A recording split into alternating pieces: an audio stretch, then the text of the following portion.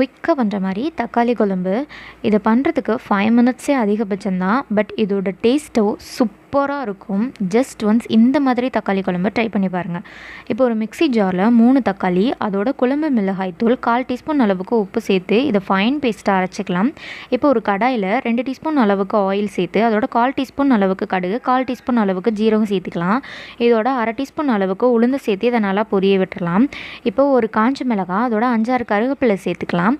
இப்போ ஒரு வெங்காயத்தை நறுக்கி இதோடு சேர்த்து வெங்காயம் வதங்குற அளவுக்கு இதை நல்லா கலந்து விட்டுறலாம். இப்போ நம்ம அரைச்சி வச்சிருக்க பேஸ்ட்டையும் இதோடு சேர்த்து தேவையான அளவுக்கு தண்ணி கலந்து ஒரு 3 to 5 மினிட்ஸ் வரைக்கும் கொதிக்க வச்சாலே போதும். நம்மளோட தக்காளி குழம்பு ரெடி ஆகிடும். ஃபைனலாக மல்லித்தலை தூவிடலாம்.